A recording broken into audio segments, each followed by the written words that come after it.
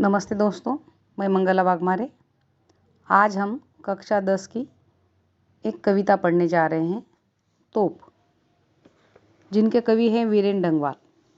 कविता देखिए। कंपनी बाग के मुहाने पर धर रखी गई है यह 1857 की तोप। इसकी होती है बड़ी संभाल, विरासत में मिले कंपनी बाग की तरह। साल में चमकाई जाती है 2 बार। सुबह शाम कंपनी बाग में आते हैं बहुत से सैलानी। उन्हें बताती है यह तोप कि मैं बड़ी ज़बर, उड़ा दिए थे मैंने अच्छे अच्छे सुरमाओं के धज्जे अपने ज़माने में। इनके शब्दार्थ देखिए। कंपनी बाग ईस्ट इंडिया कंपनी द्वारा बनाया गया बाग।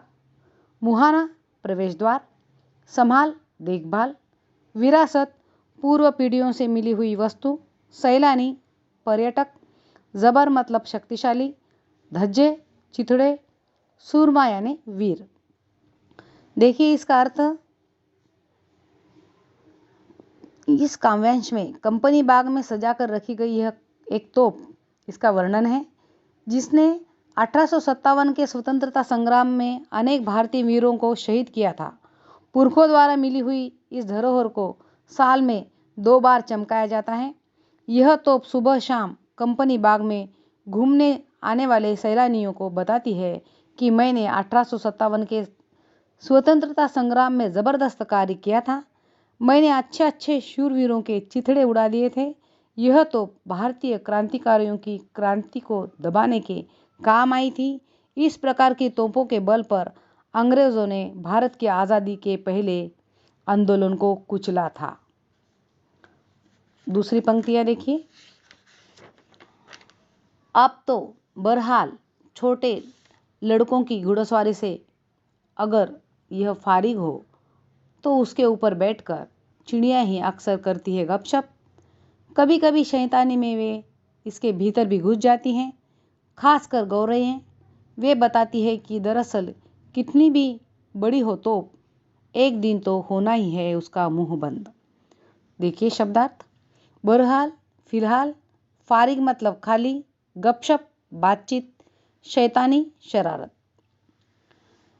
प्रस्तुत काव्यांश में कवि ने बताया है कि 1857 के स्वतंत्रता संग्राम में तोप ने बड़ी क्रूरता से स्वतंत्रता सेनानियों का अंत किया था। आज वही शक्तिशाली तोप कंपनी बाग के मुहाने पर एक प्रदर्शन की वस्तु बनकर रह गई हैं। उसकी निरर्थकता की ओर संकेत किया गया है। ईस्ट इंडिया कंपनी के युग में वह तोप कितनी महत्वपूर्ण थी, कितनी ही सुरमाओं को इसने मौत की नींद सुला दिया था, परंतु आज वह तोप बच्चों की घुड़सवारी करने का साधन मात्र बनकर रह गई है या चिड़ियों के गपशप करने की जगह बन गई है।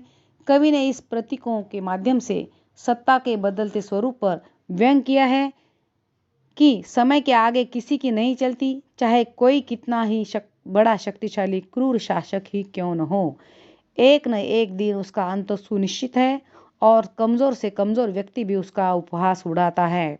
देखिए इस कविता के माध्यम से कवि ने हमें यह बताने का प्रयास किया है कि शासक वर्ग को भी तोप से प्रेरणा लेनी चाहिए कि यदि वह क्रूरतापूर्वक शासन करेगा तो जनता उसे उखाड़ फेंकेगी।